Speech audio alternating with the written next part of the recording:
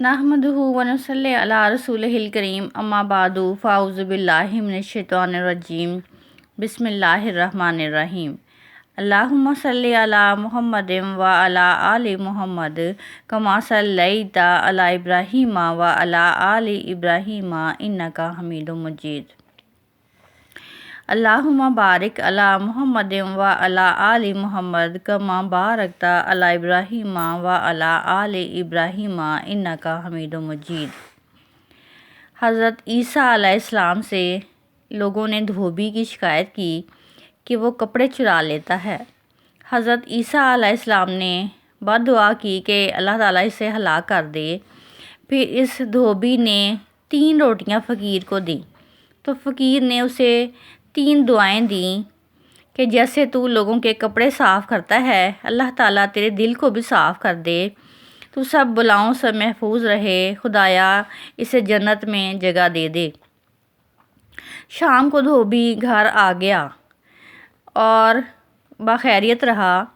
لوگوں نے حضرت عیسیٰ علیہ السلام سے کہا کہ آپ نے اسے بد دعا دی تھی تو یہ ہلاک کیوں نہ ہوا؟ آپ حضرت عیسیٰ علیہ السلام دھوبی کے پاس تشریف لے گئے اور پوچھا کہ آج تم نے کون سا نیک عمل کیا تھا؟ اس نے بتایا کہ میں نے 3 روٹیاں خیرات کی تھیں۔ حق تعالیٰ نے جبرائیل علیہ السلام کو حضرت عیسیٰ علیہ السلام کے پاس بھیجا کہ یہی وجہ تھی کہ صدقہ کرنے کی وجہ سے اس کی جان کو بخش دیا گیا۔ اللہ تعالیٰ ہم سب کو صدقہ اور خیرات کرنے کی توفیق عطا فرمائے۔ پارہ نمبر 21 کا آغاز کرتے ہیں۔ پارہ نمبر 21 میں 4 صورتیں شامل ہیں، جس میں کہ سورہ روم، سورہ لقمان، سورہ سجدہ اور سورۃ الاحزاب شامل ہیں۔ سورہ روم کا تعارف حاصل کریں گے۔ سورہ روم مکی ہے، اس میں 60 آیتیں اور 6 رکوع ہیں۔ تدوینی اعتبار سے یہ 30 نمبر کی صورت ہے، 30 نمبر کی صورت ہے۔ مکی صورت ہے، ہجرت مدینہ سے پہلے نازل ہوئی۔ اس کی 60 آیتیں ہیں۔ القصص صورت جو اس سے قبل تھی، اس میں بتایا گیا کہ موسیٰ علیہ السلام اجیر اعظم تھے۔ حضرت موسیٰ علیہ السلام کی صحبت حضرت یحییٰ، حضرت یعقوب علیہ السلام کے ساتھ رہی۔ حضرت موسیٰ علیہ السلام کی صحبت حضرت شعیب علیہ السلام کے ساتھ رہی، اور یہ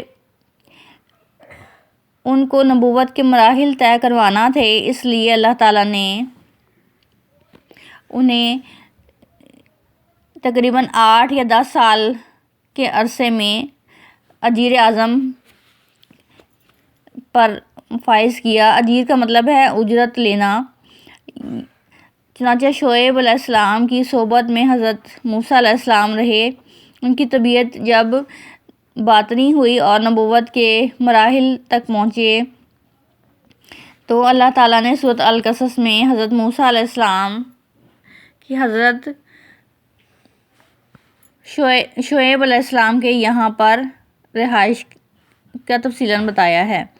اور سورہ عنکبوت میں رحمت عالم کا ذکر تھا، سرکار دو عالم صلی اللہ علیہ وسلم کا ذکر تھا کہ اگر تمہیں بھی رحمتیں چاہیے تو نبی پاک صلی اللہ علیہ وسلم کے دامن پاک سے وابستہ ہو جاؤ۔ سورہ الروم میں دین اعظم کا ذکر ہے۔ نبی پاک صلی اللہ علیہ وآلہ وسلم جو دین لائے وہ دین اعظم ہے، دین اسلام ہے۔ یہ اسلام سیدھا سادہ سا دین ہے، چنانچہ اسی میں کامیابی ہے۔ واقعہ ایک فارس اور روم کا بیان فرمایا گیا ہے۔ ان دونوں کی آپس میں جنگیں رہا کرتی تھیں۔ یہ دونوں اپنے وقت کی سپر پاور طاقتیں تھیں۔ جب جنگ ہوئی تو اہل فارس اور روم فتح اہل فارس کو ہو گئی۔ وہ آگ پرست تھے۔ مشرکین مکہ کو ان سے بہت مشابہت تھی کہ دونوں غیر اللہ کو پوجتے ہیں۔ مسلمانوں کو مناسبت اہل کتاب سے تھی۔ یہود اور نصارہ اللہ تعالیٰ کو مانتے ہیں۔ یمن، شام، سارے علاقے اہل روم سے چھن گئے۔ حضرت ابو بکر صدیق کی مکہ کے کسی سردار سے گفتگو چلی تو انہوں نے کہا کہ یہ ہارے ہیں، ایسے ہی ہم، کیونکہ اہل فارس سے جاننے والے ہیں، ایسے ہم ہیں۔ تمہارا واقعہ اور تمہارا سارا علاقہ کیا قلعہ کما کریں گے؟ تو حضرت ابو بکر صدیق نے قسم کھا لی کہ نہیں، 9 سال کے اندر اہل روم دوبارہ اہل فارس پر غالب ہو جائیں گے۔ نبی پاک صلی اللہ علیہ وسلم پوچھ کر انہوں نے پیش گوئی کے طور پر یہ بات کہہ دی۔ اس پر وہ کہنے لگے کہ اس پر توجہ نہیں دی گئی تو یہ جڑ کٹ گئی۔ ایسا ہی ہوا۔ اللہ تعالیٰ کی شان، اللہ تعالیٰ ظاہری اسباب کے پابند نہیں ہیں۔ اللہ تعالیٰ نے انہیں فتح دے دی 9 سال کے اندر۔ جب بدر کا غزوہ ہو رہا تھا اور بدر میں مسلمانوں کو فتح ہوئی تو عین اسی وقت خبر آئی کہ اہل روم اہل فارس پر غالب ہو گئے ہیں، اور ان کی پیش گوئی حرف بہ حرف بالکل صحیح ثابت ہو گئی۔ حضرت ابو بکر صدیق نے جو شرط سردار سے کی تھی وہ شرط جیت لی۔ دین قیم پر غالب آنے والا دین ہے۔ اگر کامیاب ہونا چاہتے ہو تو دین اعظم سے وابستہ ہو جاؤ، تم دنیا اور آخرت میں کامیاب ہو جاؤ گے۔ اللہ تعالیٰ آسمانوں سے فیصلے کرتا ہے۔ ادھر بدر کے اندر مسلمان فاتح قرار پائے تو انہوں نے مشرکین مکہ کی جڑ کاٹ دی۔ یہ وہ دین اعظم ہے جس کا کہ اس کے اندر ذکر کیا گیا ہے کہ سارے دین اس میں ہی مدغم ہیں۔ اس دین کی تصدیق کر دی گئی ہے کہ گویا اس نے سارے دینوں کی تصدیق کر دی ہے۔ یہ دین پہلے سارے دینوں کی تصدیق کرتا ہے۔ قرآن مصدق ہے، یہ تورات کی تصدیق کرتا ہے۔ تورات اللہ تعالیٰ کی برحق کتاب ہے۔ انجیل اور زبور کی تصدیق کر رہا ہے اور اس کی تہذیب کر رہا ہے کہ مراد پہلے ساروں کی جو قرآن پاک کی تکذیب کر رہا ہے تو اس سے مراد یہ ہے کہ وہ پہلے ساری آسمانی کتابوں کی تکذیب کر رہا ہے۔ اگر دنیا میں راحت اور چین چاہتے ہو تو قرآن پاک پر کاربند ہو جاؤ۔ سورۃ الروم کی مزید تفصیل یہ ہے کہ اس سورت کا نام اس کی پہلی ہی آیت الروم سے ماخوذ ہے۔ آغاز ہی میں جس تاریخی واقعے کا ذکر کیا گیا ہے اس سے زمانہ نزول قطعی طور پر متعین ہو جاتا ہے۔ اس میں معلوم ہوا ہے کہ قریبی زمین میں روحی قوم مغلوب ہو گئی تھی۔ اس زمانے میں عرب سے متصل رومی مقبوضات اردن، شام اور فلسطین تھے۔ ان علاقوں میں رومیوں پر ایرانیوں کا غلبہ 613 یا 615 عیسوی میں مکمل ہوا۔ اس لیے یہ باوثوق ذرائع سے کہا جا سکتا ہے کہ یہ سورہ اسی زمانے میں نازل ہوئی تھی اور یہ وہی سال تھا جس میں کہ ہجرت حبشہ واقع ہوئی تھی۔ سورہ الروم سابق سورہ العنکبوت کا جوڑا ہے۔ دونوں کا قرآنی نام ایک ہی ہے، یعنی الف لام میم۔ اس وجہ سے دونوں کے مرکزی خیال میں کوئی خاص فرق نہیں ہے۔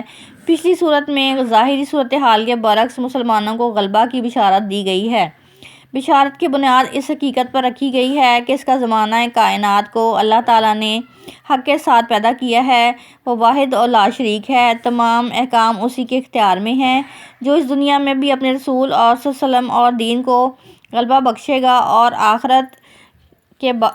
دنیا کے بعد آخرت بھی ہے جس میں اس کے کامل عدل کا ظہور ہے۔ آخرت اس وقت باطل یکسر ختم ہو جائے گا اور اہل حق کو ابدی بادشاہی حاصل ہو جائے گی۔ یہ سائل اہل مکہ اور مسلمانوں کے درمیان وجہ بحث بنے ہوئے تھے، اور پڑوسی کے ملک شام اور فلسطین میں یہ انقلاب پیش کر دیا گیا کہ مجوسیوں نے حملہ کر کے رومیوں کو وہاں سے بے دخل کر دیا ہے۔ رومی چونکہ عیسائی تھے، اس وجہ سے دین کے اعتبار سے وہ مسلمانوں سے قریب تھے اور مسلمانوں کو اس وجہ سے ان سے ہمدردی بھی تھی۔ اس کے برعکس رومی شرک پر نہ تھے، اس وجہ سے مسلمانوں کی تمام ہمدردیاں ان کے ساتھ تھیں۔ مجوسیوں کے ہاتھوں رومیوں کی اس شرکت سے مشرکین مکہ کو بڑی حوصلہ افزائی ملی۔ اس کے بعد انہوں نے قرآن کی ان باتوں کا مذاق اڑانا شروع کر دیا جو ان کی خواہشات کے خلاف تھیں۔ اس واقعے کے بعد مشرکین نے کہنا شروع کر دیا کہ اگر مسلمانوں کا عقیدہ ٹھیک ہے تو مجوسیوں نے عیسائیوں کو شکست کیسے دی؟ مثلاً مسلمان جو یہ کہتے ہیں کہ دین توحید ہی حق ہے، یا مسلمانوں کو غلبہ حاصل ہوگا، یا قیامت آنے والی ہے جس میں کہ حق کا بول بالا ہوگا، یہ بے سروپا باتیں ہیں۔ اگر ان کی باتیں سچی ہوتیں، بھلا مجوسیوں کو رومیوں پر کس طرح سے غلبہ حاصل ہوتا؟ یہ واقعہ تو اس بات کی صاف گواہی ہے کہ ہمارا ہی عقیدہ شرک اور نظریہ زندگی صحیح ہے اور ہم ہی غالب اور حاکم رہیں گے۔ قرآن نے اسی واقعہ کو بنیاد بنا کر ان تمام حقائق کو اثر نو واضح کیا ہے جن کو مشرکین نے مشتبہ بنا دیا تھا۔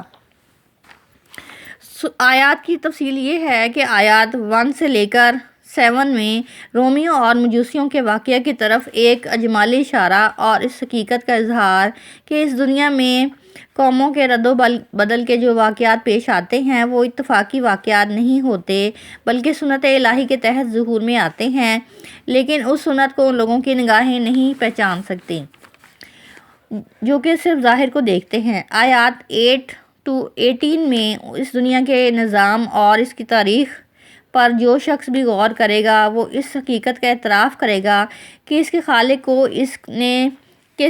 نے اس کو محض کھیل تماشا نہیں بنایا ہے۔ اس وجہ سے یہ لازماً جزا اور سزا پر ختم ہوگی۔ قوموں کی تاریخ سے یہ بھی حقیقت واضح ہوتی ہے کہ اللہ تعالیٰ نے ان کے ساتھ ان کے کردار کے مطابق فیصلہ کیا ہے، اس وجہ سے قیامت ناگزیر ہے۔ جو لوگ اس کا انکار کر رہے ہیں وہ ایک بدیہی حقیقت کا انکار کر رہے ہیں۔ جب کہ قیامت آئے گی تو اس دن اہل ایمان کو فلاح حاصل ہوگی اور اہل کفر نامراد ہوں گے۔ جن لوگوں نے اللہ تعالیٰ کے شریک بنا رکھے ہیں وہ نہایت غلط سہارے پر زندگی بسر کر رہے ہیں۔ قیامت کے دن یہ سہارے بالکل بے حقیقت ثابت ہوں گے اور عبادت کا اطاعت کا اصل حقدار اللہ تعالیٰ ہے۔ اس کی حمد و تسبیح اس کائنات کی ہر چیز کر رہی ہے۔ اس وجہ سے انسانوں کا بھی فرض ہے کہ وہ صبح و شام اس کی تسبیح کریں۔ آیات 19 to 29 میں قیامت کے حق ہونے کے بارے میں انسانی زندگی کے متعلق دلائل دیے گئے ہیں۔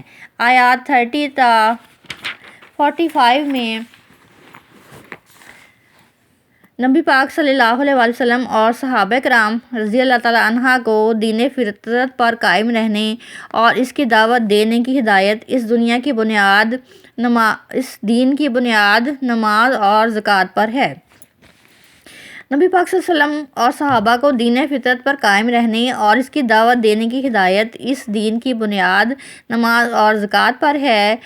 جن لوگوں نے اس دین فطرت کو بگاڑا ہے ان کو ملامت اور تنبیہ کہ اب ان کے محاسبے کا وقت آ گیا ہے۔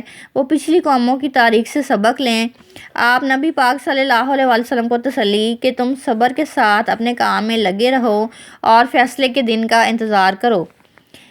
آیات 46 تا 60 جو کہ سورہ کے اختتام کی آیات ہیں، اس میں اللہ تعالیٰ کے وعدہ ظہور کے جو دلائل تاریخ اور کائنات میں موجود ہیں ان کی طرف اشارہ، نبی پاک صلی اللہ علیہ وسلم کو تسلی کہ تم اپنی دعوت انہی لوگوں کے دلوں میں اتار سکتے ہو جو سننے سمجھنے والے ہوں۔ اس وجہ سے ان لوگوں کے رویے سے بد ظن نہ ہو جو اندھے بہرے بن چکے ہیں۔ سوچنے سمجھنے والوں کے لیے یہ قرآن پاک کافی ہے۔ باقی رہے ضدی اور ہر درم لوگ تو ان کو کوئی بھی معجزہ قائل نہیں کر سکتا۔ تم صبر کے ساتھ اپنے کام میں لگ جاؤ۔ وآخر دعوانا ان الحمدللہ رب العالمین۔